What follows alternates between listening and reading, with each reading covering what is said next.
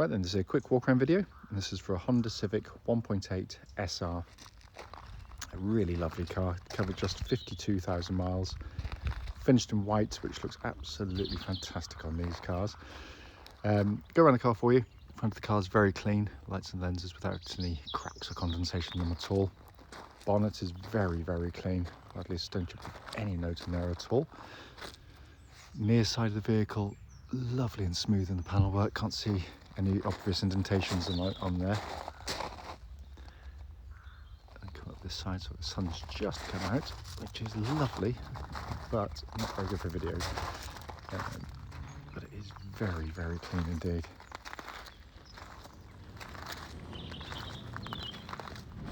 So it's going to be a little bit glary, so we apologise. And then offside, driver's side, again, very, very, very clean on the panels. I will park the car in the shade in a second because the interior is even worse when you've got the sun out, but externally the car is in fantastic condition. Just coming into the boot area, huge boots on the cars.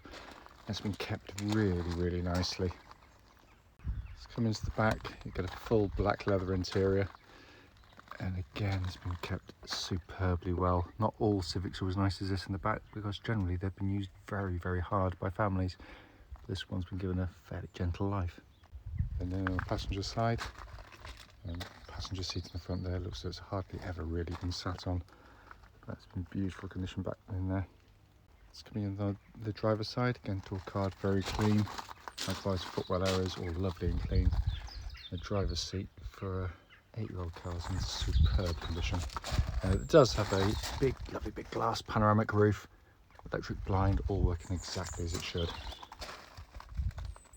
So inside the car now, engine's running this section as always, so the dash can be soon illuminated, which looks absolutely as new. It's in beautiful condition. Sat nav, you can see, working absolutely perfectly there. The car into reverse. That'll be clear gridded parking camera, which complements the front and rear parking sensors as well. But it is in superb condition. And then you've got this view of what I consider to be the best dashboard by a country mile. It looks absolutely stunning. No warning lights on the car at all. If I just go through there for you, hopefully you can see 52,284 miles recorded. Finally, just to show you, owner's manual pack and lock and roll nut key, all here and present with the car. Right then, this is a quick road test video, and this is for a Honda Civic 1.8 SR. Car's registered WX64XNZ, and with a mileage of just 52,263 recorded. The reason we do all of our videos, and I always say especially this road test section, is to ensure that if anyone's actually online looking at any of our cars, they get to see the very car advertised in operation. And the reason we feel it's important, because like so many people have been to see cars which have looked absolutely fine in photographs and descriptions, but only to get there and find out it's got an obvious fault that shows up whilst driving. So that's why we do it. Also done on these very quiet country roads in this lovely part of Gloucestershire. Always a good sign of a nice village is when, even on a foul, horrible day like today, it's still very pretty. We're just literally a few minutes off the motorway. You'd never believe it when you got here. It just makes, hopefully, test drives a bit more relaxing for people. This actually forms part of the road test route we take our customers on, by the way.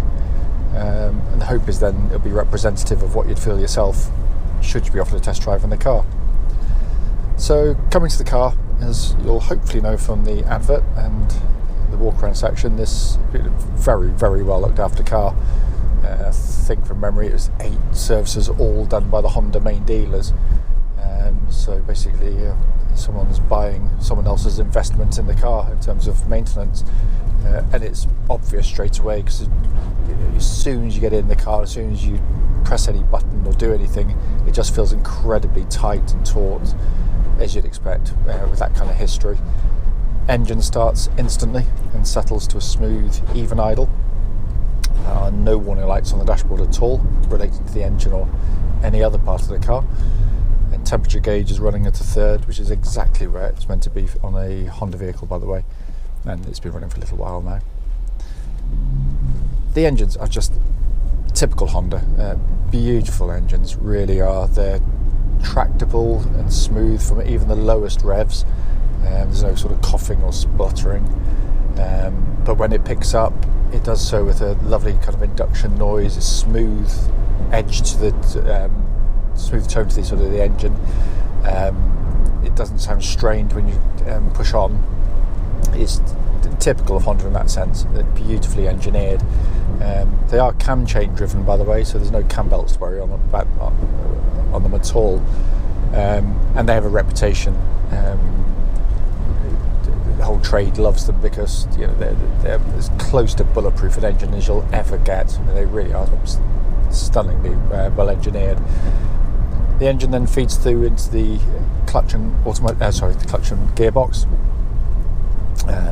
Clutch absolutely as you'd expect. It's smooth and positive. Bike point exactly where it's meant to be. The gearbox, it's typical Honda. It's just beautifully engineered.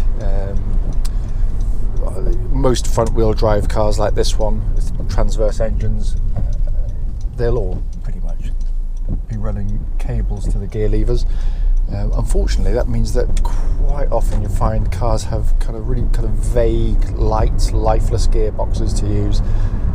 Honda make a real effort, and I mean a real effort, to make sure that all the controls you touch and use on a regular basis have not only a feeling, it's a really nice tactile feeling. They feel engineered, they feel substantial, but they also know they want you to enjoy using them rather than just having to do it. And the gearbox is a classic example of that. It's beautifully weighted, the linkage is brilliantly done, so when changing gears it does with a kind of comes almost like a heft to it. It's really, really satisfying to use, and that feels exactly as it would have done when it was new. So coming to the steering and chassis, steering of the car, track's absolutely dead straight. There's no vibrations at the speed or any speed up to the legal limit. It's a lovely power steering system. It's nicely weighted, but when you go through corners like this, you hardly turn the wheel at all, but it's instant. It's a lovely, as soon as you turn, the steering and the car and the chassis work absolutely as one. So there's no kind of delay, there's no vagueness to it at all. It's just pinpoint accurate. And the chassis really helps because it's kept the DNA of the last generation Civic, which is almost go-kart like in terms of the way it drove, but had quite a hard edge to the chassis as well, which some people didn't like. It was, there's some road surfaces where it was like this one here, where you'd feel quite unsettled at times, but generally I found it perfectly okay. This one gives you this beautifully damped, controlled ride. It rides beautifully well, I have to say. Only the sharpest ridges would catch the car out, and you'd have to be going over some pretty nasty roads, because this section here is horrible. It's like the surface of the moon, and they're there, but it rides it really, really well. Also worth pointing out, there's no nasty knocking noises, rattles from underneath the car that shouldn't be there, so all in fine order. I'm just going to give the brakes a good shove, hold on to my stuff, make sure it doesn't go flying. Yeah, really good brake pedal, really powerful on the car. There's no pulsing or vibrations coming back through the brake pedal at all, so all in fine order. Finally, to come inside the car, it's in lovely condition in here for a start. The one thing you know straight away when you get in these Civics of this generation, they are beautifully put together cars as well. Really nice materials is chosen for them. But there's also an interior which, whilst I really do readily admit that it's not for everybody in terms of the interior design. I think it looks absolutely fantastic. It has aged brilliantly, but also is one which is not just for show. It's designed there to help to work, to impart the information instantly to you, and it works. That's exactly what it's meant to do. But it's also interesting.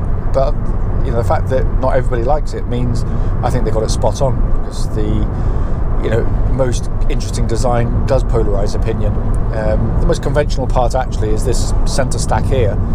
So you've got a sat nav which was working perfectly, dual zone climate control, which is obviously different temperatures side to side. That pumps out lovely cold air, by the way. Heated seats, all working exactly as they should.